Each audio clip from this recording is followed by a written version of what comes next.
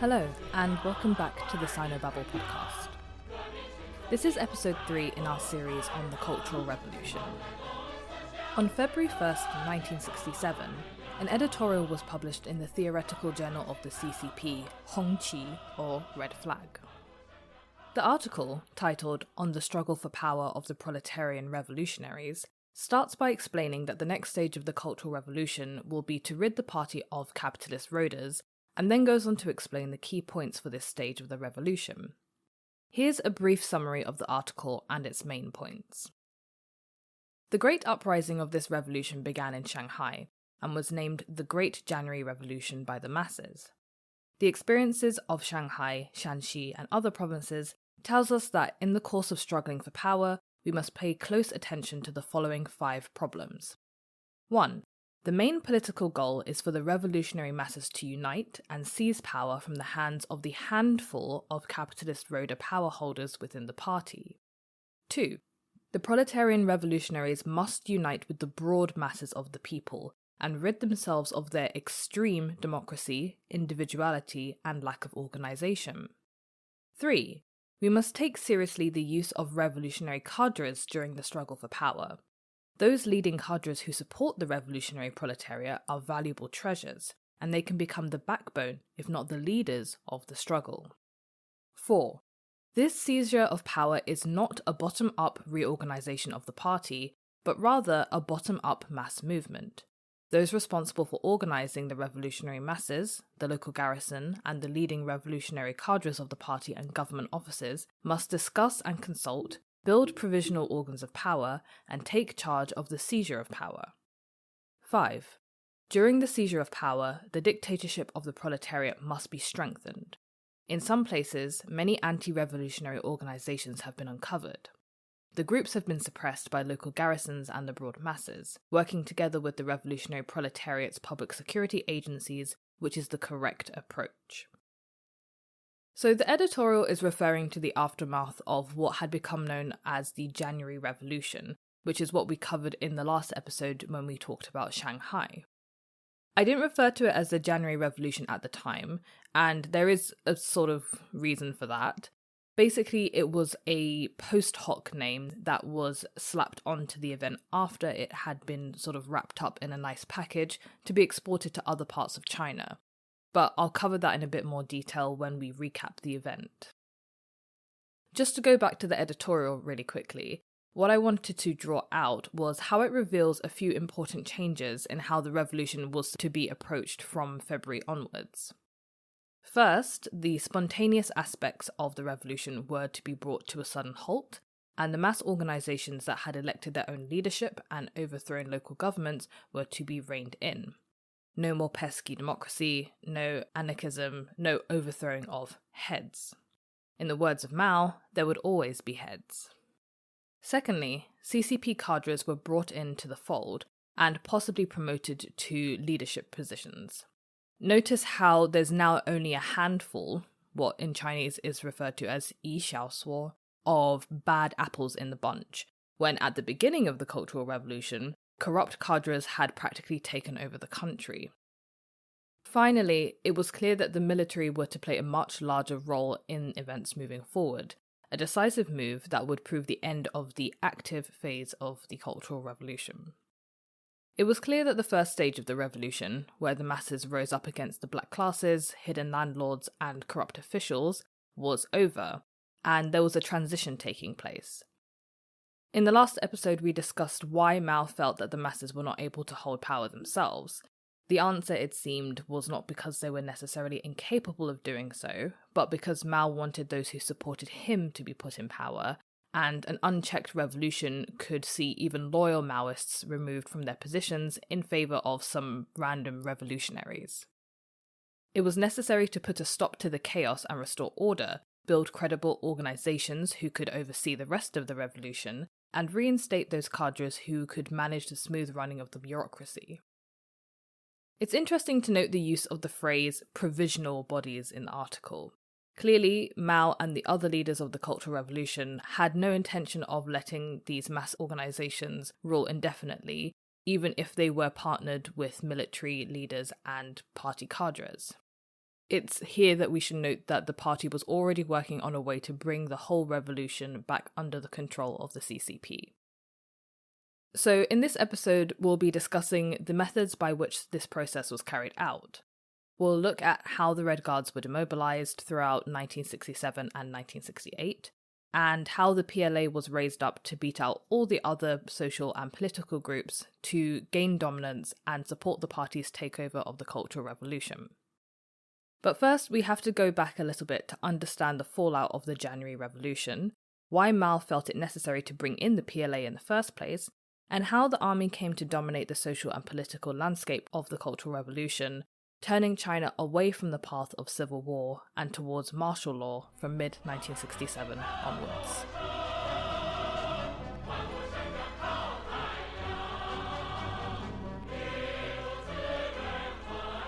So like I said, it might be helpful for us to just recap one of the main things that we talked about in the last episode, which was the January 1967 revolution that took place in Shanghai.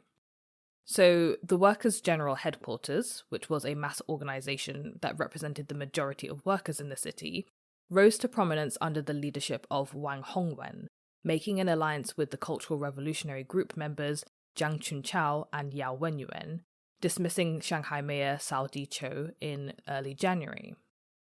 On January 5th, the Workers' General Headquarters released an article in the newspaper Wen Huibao entitled A Message to All the People of the City, in which they called on, quote, all revolutionary students and revolutionary government cadres of the city, let us closely unite with the masses of revolutionary workers, and in order to carry out resolutely the policy of taking firm hold of the revolution and promoting production, put forward by Chairman Mao, let us undertake widespread propaganda work and struggle, open fire fiercely and with still greater resolve at the bourgeois reactionary line, crush all new counterattacks by the bourgeois reactionary line, and launch a new upsurge in the great proletarian cultural revolution in the factories and plants.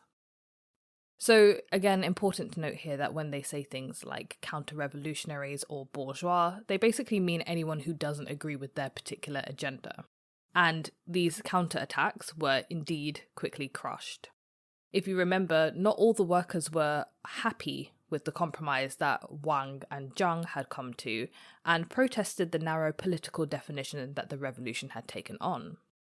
Jiang brought in the local police agencies and the local PLA garrison to enforce order in the city, persuading workers back to their factories, suppressing strikes for such economist aims as wanting higher wages and better conditions, and effectively disbanding the Red Guard movement.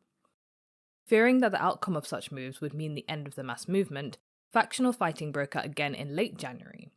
In order to try and appease all sides, Jiang declared the formation of the so-called Shanghai Commune, a proletarian dictatorship whereby the city would be ruled by elected officials and not those appointed by the central government. But these dreams never materialized. In a meeting back in Beijing between Jiang, Yao, and Mao, Mao apparently objected to the use of the term commune, saying, quote, if every province, city, and region were called a People's Commune, we'd have to change the name of our country from People's Republic of China to People's Commune of China. Then what about the party? Where would we place the party? Where would we place the party committee? There must be a party somehow. There must be a nucleus, no matter what we call it. A dilemma indeed.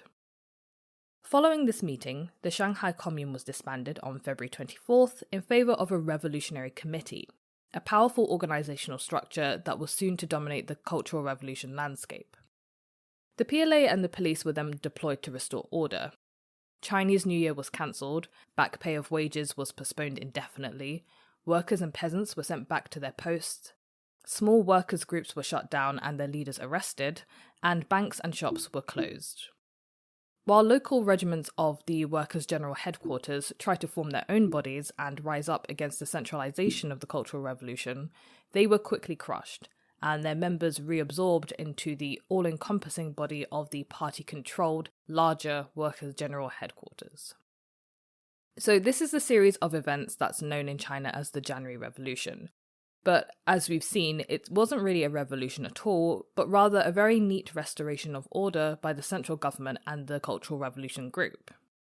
The process of the January Revolution in Shanghai, described by one author as, quote, power seizure by officially approved mass organizations, formation of great alliances, suppression of economistic activities, intervention by the PLA, and creation of new power organs, was formalized into a system and replicated in other provinces. Mao became adamant that revolutionary committees, like the one seen in Shanghai, were to be formed across the country, a process which took place between March 1967 and October 1968. As stated in the February 1st Hongqi article, Mao wanted order to be restored, and this process was to be carried out by an alliance between three different groups: the mass organizations that had carried out the power seizures, the cadres, who were nominally those under attack, and the PLA, who were usually called in to stop things getting out of control and were ultimately responsible for putting power back in the hands of the CCP. We saw something like this happen in Heilongjiang, which was essentially a controlled takeover of the government by, well, the government, under the guise of an uprising of Red Guards and workers. This was exactly the type of fake revolution and new old system of governance that Mao was aiming for. Before any committees were formed, however, Mao first had to deal with the worsening factionalism that was taking place in every part of the country, both between and within every social, economic, and political organization.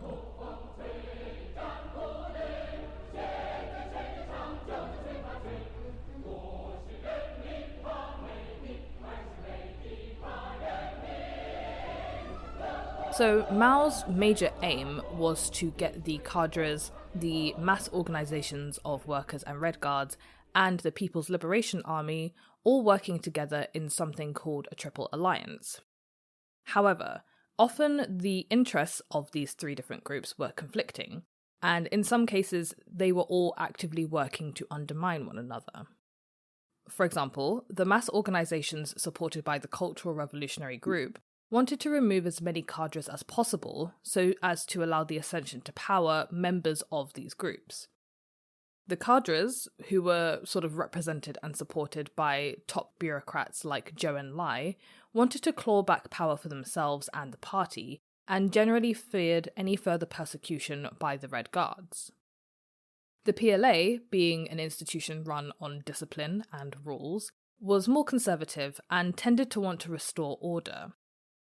To make matters worse, there was a lot of infighting within each of these groups, and at no point were all of their interests ever united under a single banner. As Mao later admitted to Edgar Snow in 1970, quote, everywhere people were fighting, divided into two factions. There were two factions in every factory, in every school, in every province, in every county. The entire country was in great turmoil. Competition and struggle between and among these three groups can be summarized through a discussion of three major events that have been highlighted by historians as turning points in the course of the Cultural Revolution, and which ultimately culminated in the disbanding of the Red Guards and the sending of China's youth down in droves to the countryside. So if we go through each of these events in a bit of detail, I think we'll come to a general understanding as to why Mao felt it was necessary to go back on the original aims of the Cultural Revolution, bring the masses back under control, and essentially just hand power over to the PLA in support of his own position. So let's start with the first event, which is known as the February Adverse Current, and also sometimes as the March Black Winds, which took place in February and March 1967.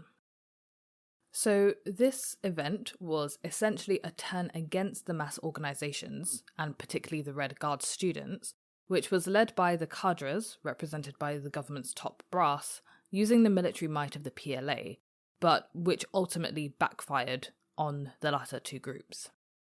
So, as the top civil servant in the country, and also a leading CCP member, Zhou Enlai wanted to control the current and also the extremities of the Cultural Revolution's movement, as well as the Red Guards.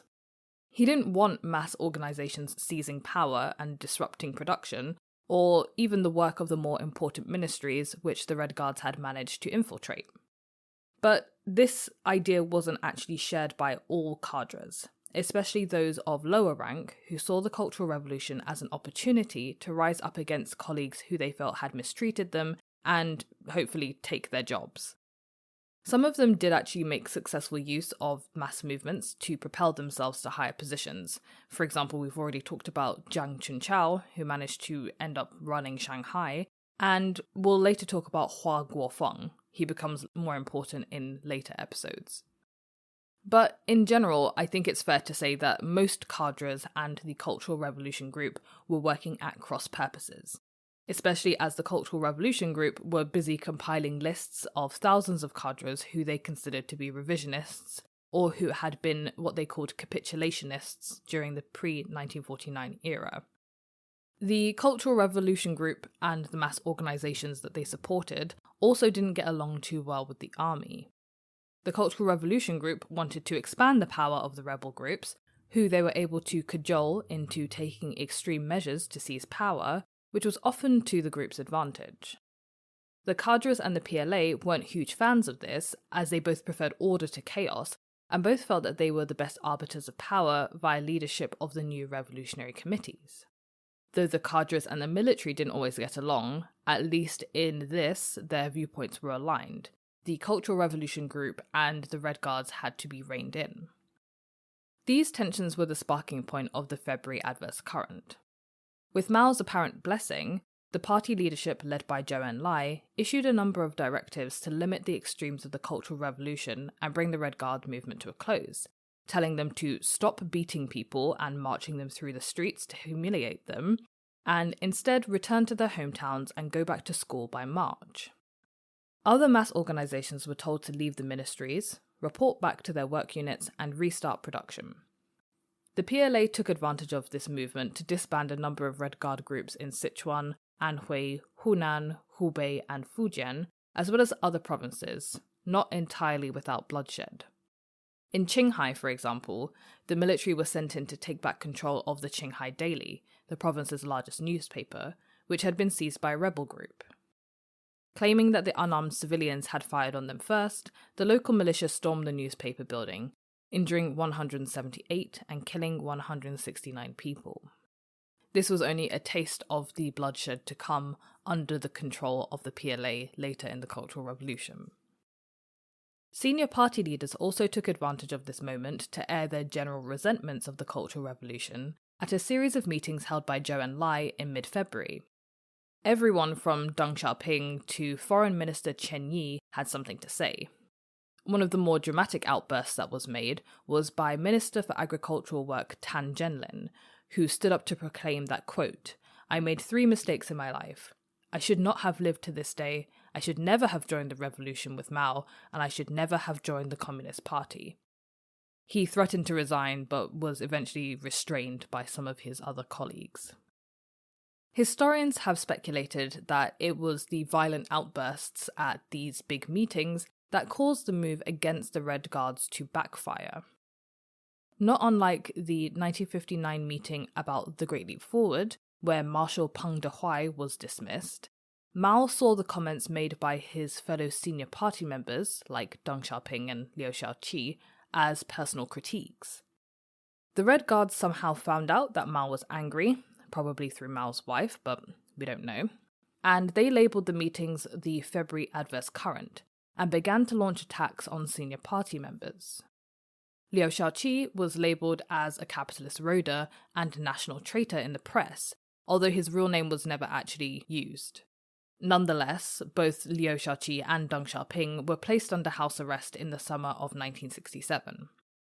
Foreign Minister Chen Yi was eventually dismissed from his position in August, but the main target for the attack was the country's premier and, till this date, one of Mao's closest allies, Zhou Enlai. Once it became known to the public that Zhou Enlai had been shielding important cadres from attack in the party's headquarters in Zhongnanhai, he was labelled the leader of the Red Capitalist class by rebel groups. While he was protected by Mao, an attack on him meant that anyone was up for grabs. Frustrated that they had been excluded from most revolutionary committees, the more radical mass organisations were quickly rebranded as ultra-leftists, who began seizing military weapons and engaging in armed conflict with their conservative opposition. The situation devolved further between April and July, when rebel mass movements came together to overthrow their conservative counterparts, only to be quickly quashed by the local militia, who supported the status quo.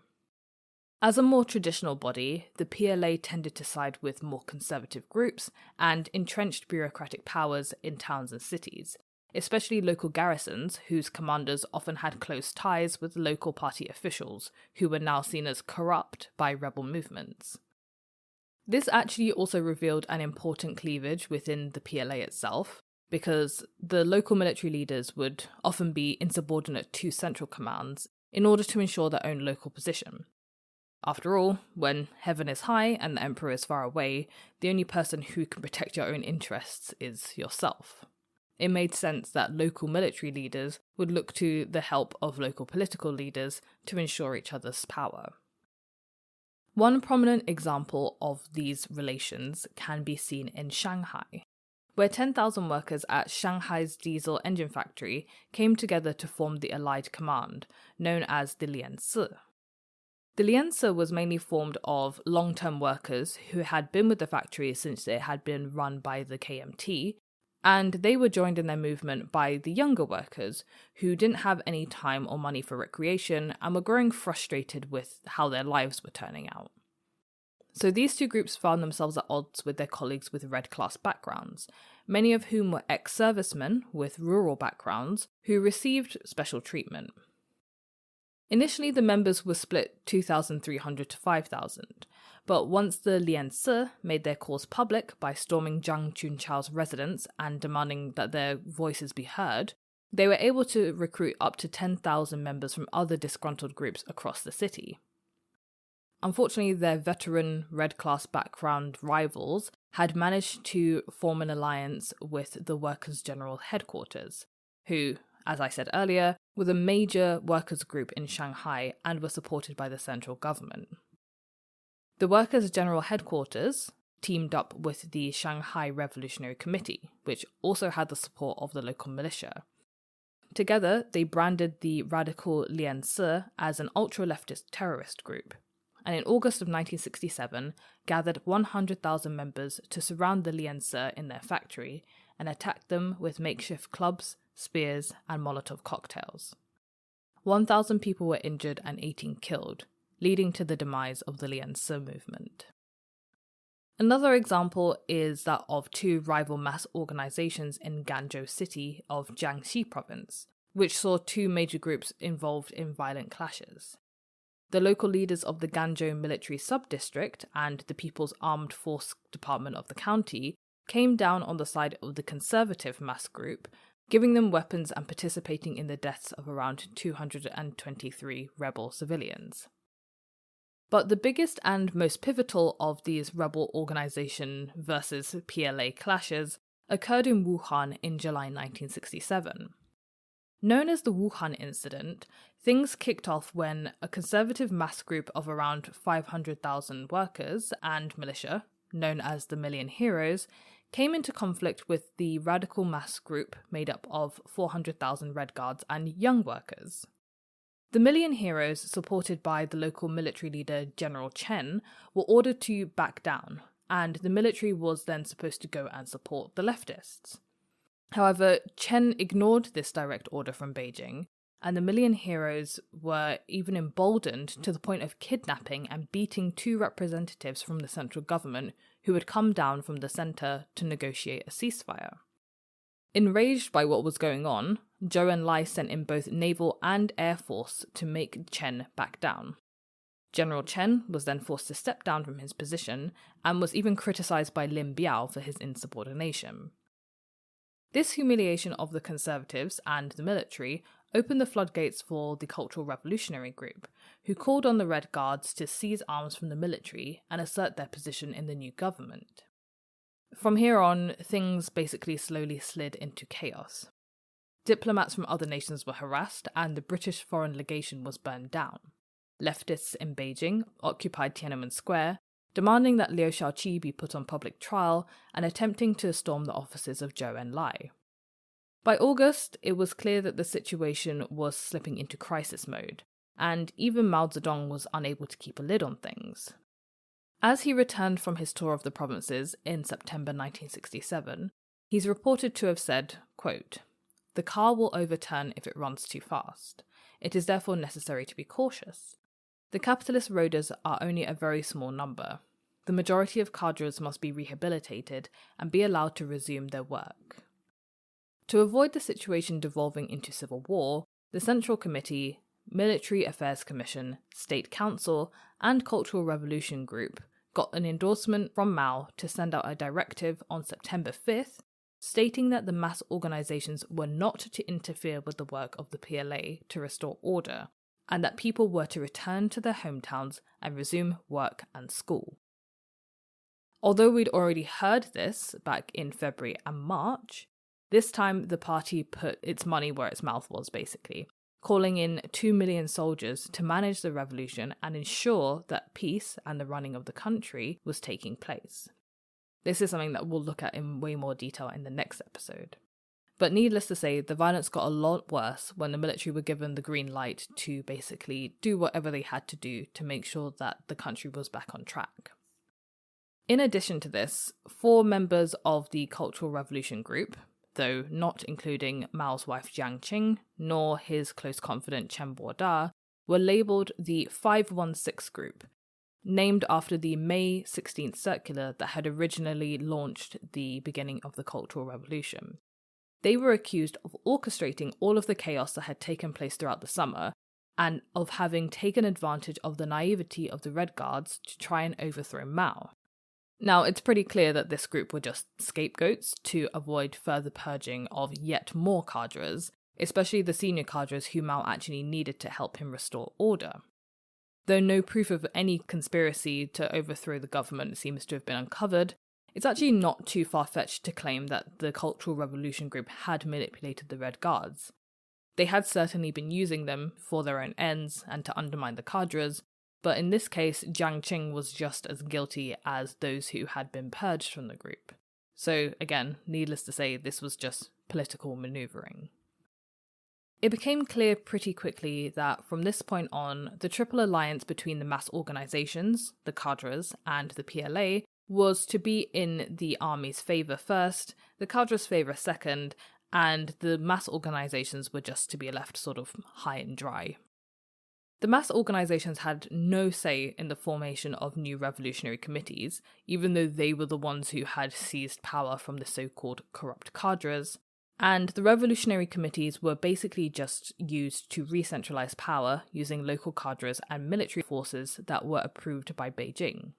Slowly but surely, disparate groups of workers, students, teachers, and rebel intellectuals realized that many of the cadres they had criticized and purged were actually regaining their positions within the new system.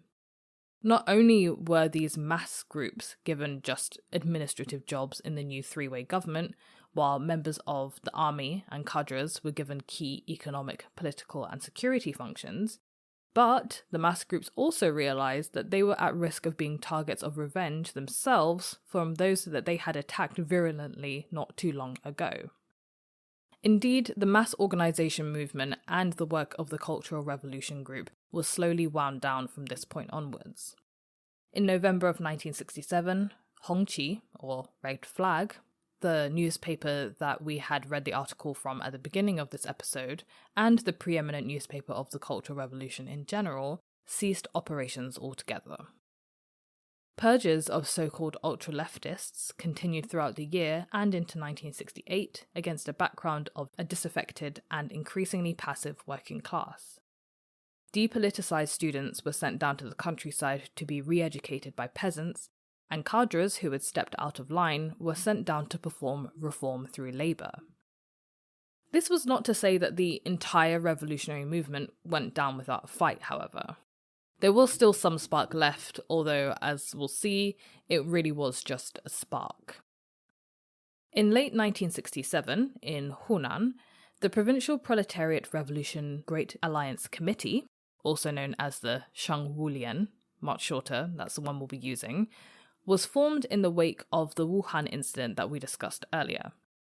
So the Shangwulian was calling for the complete destruction of the current political and social system, the stepping down of what they called the bureaucratic bourgeoisie, or the cadres, and the move away from the persecution of individual actors in favour of a critique of the system as a whole. In reality, what they were doing was just taking the Cultural Revolution to its logical conclusion, something that Mao had considered but clearly abandoned when things moved beyond his direct control. As the formation of revolutionary committees was pushed, the Shangwulian dug in their heels and demanded that the new government be led by the masses, as was originally promised at the beginning of the revolution.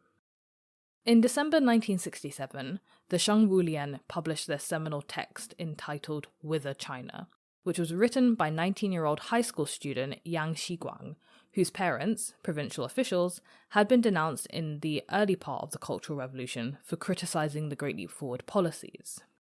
An excerpt from the text reads as follows. The relations between them, the red capitalist class, and the people have changed to those between rulers and the ruled, and between exploiters and the exploited. From the relations of revolutionaries of equal standing, they have become the relations between oppressors and the oppressed. The class interests, special prerogatives, and high salaries of the class of red capitalists are built on the foundation of oppression and exploitation of the broad masses. Yang framed the disparate grievances of different classes under a single framework, that of oppressor versus oppressed, the quintessential context of socialism and the Chinese Revolution more generally. In his other writings, he talks a little bit about an episode where, after the Cultural Revolution, one of his family's servants, who had always been really polite to him, suddenly became very rude and openly denounced his parents. When he questioned why she had turned so violent against them, she basically said, well, I never actually liked you guys, I was just basically pretending. That's when he realised that the system hadn't really changed, but those at the top had changed. There was a new ruling class, and he realised that his family was actually part of it, and that was something that he wanted to change for China. However, the Shangwulian was brought down by the party almost as soon as Whither China was written that December. A provincial leader, Hua Guofeng, called the movement counter-revolutionary, a sentiment that was echoed at a conference of top leaders held in Beijing on January 24, 1968. For once, Cultural Revolution group leaders like Jiang Qing and Kang Sheng, and top party cadres, including Zhou Enlai, were actually all in agreement on something. The Shangwulian had gone too far in their opposition to Chairman Mao. Claiming that the text was way too advanced to have been written by students, the leader decided that they must have been manipulated by black classes and conspiracists behind the scenes, the so-called social dregs of the pre-1949 old society, including landlords, rich peasants, counter-revolutionaries, rightists, unrepentant capitalist roaders, KMT remnants, and Trotskyist bandits. I'm always curious to know what a Trotskyist bandit is. I still don't know. On January 26, 1968, over 100,000 people attended a mass rally in Changsha. Whither China was reprinted and distributed to schools and work units for criticism. Yang, the young author, fled, or tried to flee, but he was captured, and then he was imprisoned until the end of the Cultural Revolution. Other members of the Shangwulian were hunted down or had to publicly renounce their membership of the group, and eventually the whole movement was disbanded in February of 1968. The Hunan Provincial Revolutionary Committee was established in April. Although the Hunan Shangwulian met a tragic end, it did manage to spark other resistant movements, people who also opposed the re-centralization of power. These groups openly criticized New China as not being socialist at all and claiming that the new power holders were just bureaucrats, and no social revolution had actually taken place. They called for a fundamental transformation of the party and the state, and many called for the demobilisation of the PLA and the formation in their stead of people's militia across the country. These resistance movements combined the grievances of multiple groups in society, from students and teachers to workers and veteran soldiers.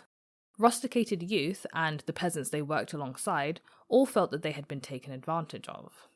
They proved that social grievances in the country transcended simple categories such as red and black, but that rather there were much more complex conflicts happening at each level of society. The rusticated youth, for example, were bitter that their opportunities had been taken away from them, and hated their lives in the countryside, where the peasants rarely let them do anything of worth, or even use the education that they had, because they were seen as those of bad class backgrounds, and there to possibly sabotage them.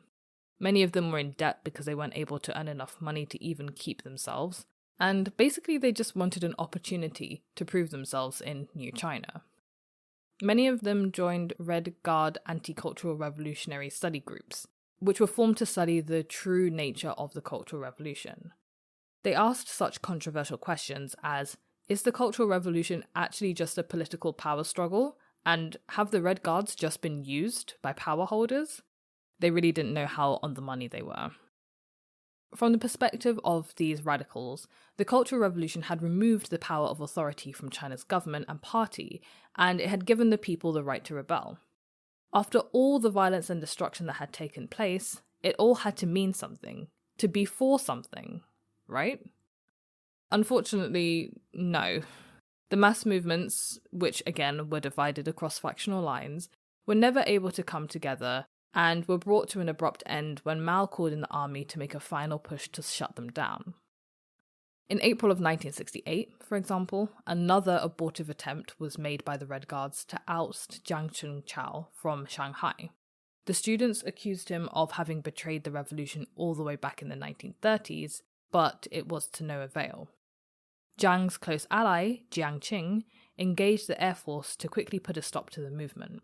According to official statistics, 856 students at 7 colleges across Shanghai were disciplined for the incident, of whom 368 were incarcerated, 12 were persecuted to death, and 12 were driven mad.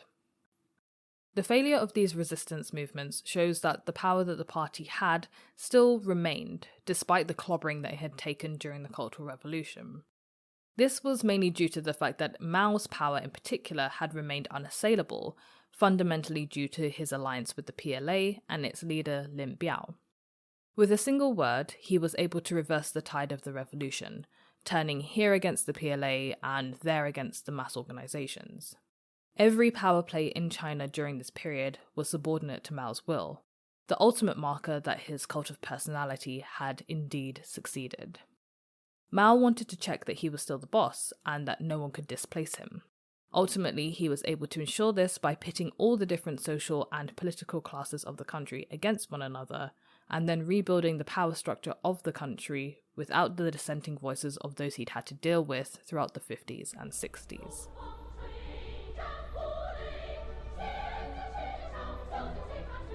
I think a major role of the Cultural Revolution in China was to expose the failure of the original Communist Revolution in 1949.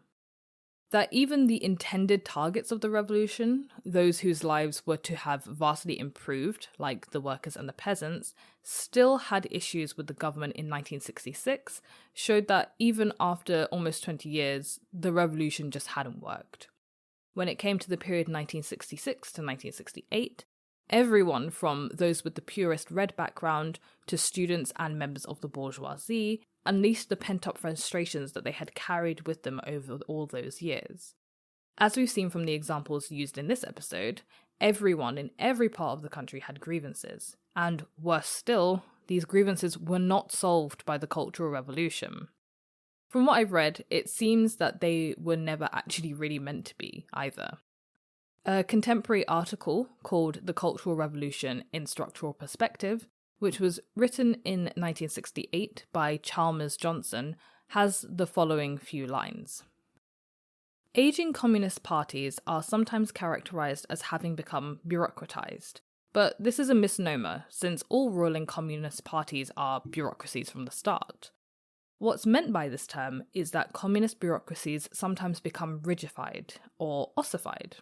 That is, they suffer from the inescapable pressures on any bureaucracy, communist or otherwise, to dilute the authority of the political leader over time in favour of the interests of entrenched office holders. The problem is not simply one of conservatism, but also of what one calls the rigidity cycle or the ossification syndrome. These types of problems must be faced in all communist bureaucracies. However, the characteristic modes by which a communist leader attempts to prevent the ossification of his own party bureaucracy may provide us with criteria for distinguishing amongst different communist political systems. Is this the end that Mao had always envisioned for the Cultural Revolution, the elevation to power of a new group of cadres, or was this the end forced on him by the army?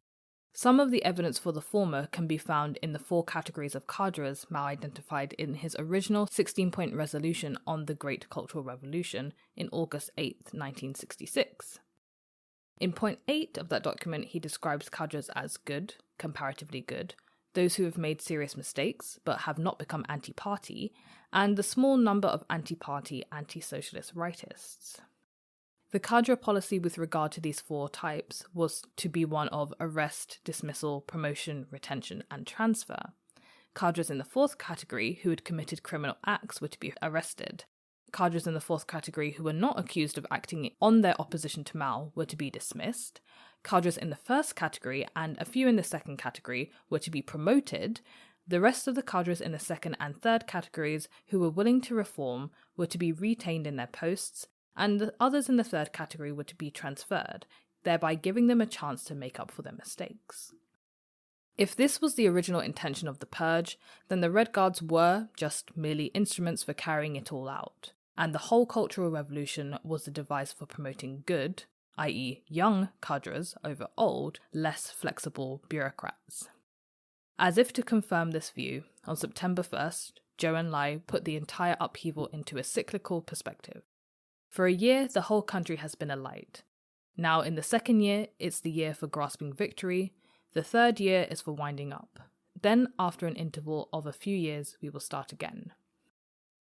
So the author of that article, writing when the Cultural Revolution was still taking place, still seems to think that it was just a conspiracy from above to get rid of some of the cadres who were not quite on Mao's side, using the mass revolutionary groups as just a pawn to do so. Even Lin Biao, in his speech at the 9th Party Congress in April 1969, which was given to assess the Cultural Revolution, stated that, quote, "The current great proletarian Cultural Revolution is absolutely necessary and most timely for consolidating the dictatorship of the proletariat, preventing capitalist restoration, and building socialism." In other words, the purpose of the Cultural Revolution was to consolidate the leadership of the party over those who would seek to overthrow it. Though their voices were crushed at the time, eventually, after Mao's death, many of those who had suffered through the Cultural Revolution were able to express their frustration with its failure through literature. When we evaluate the impact of the Cultural Revolution on China in the last few episodes of the series, we'll take a look at some of the literature produced by people who suffered persecution during this period, which has come to be known as scar literature. It seems that their voices were heard by at least some of the leaders in the post-Mao era, who understood perhaps more than Mao the importance of meeting the wants of the people as well as just their basic needs. Ironically, the legitimacy of the party after Mao's death hinged on promoting his legacy while discarding his views and approaches to running the country. But before we skip ahead to the death of Mao, we still have a lot more Cultural Revolution to cover. During the period 1968 to 1972, the primary focus of Mao was restoring order. While we may have already covered a lot of violence in the past few episodes, what we've spoken about has undoubtedly been acts of chaotic violence. What many people don't know about the Cultural Revolution is that the most violent period was yet to come, and was actually to be carried out not by the unruly masses, but by the military, under the command of Mao himself. As the Cultural Revolution drifted into a post-1969 malaise, and the masses lost their fervour for revolution, the military's penchant for order only increased, to the point where even the thought of continuing the revolution was completely blotted out. So, that's it for this episode, everyone. I hope you enjoyed it. Don't forget that this podcast also has a newsletter. You can subscribe to it by going to the Sinobabble website and filling in your details, or by going over to Substack and searching for Sinobabble. You can also donate to the podcast by going to sinobabble.com and clicking on the donate button. You can make a one-off or a monthly contribution. Any amount at all is very much appreciated. And if you have Twitter, please follow me there at Sinobubble. Thanks so much for listening, and I hope you tune in next time.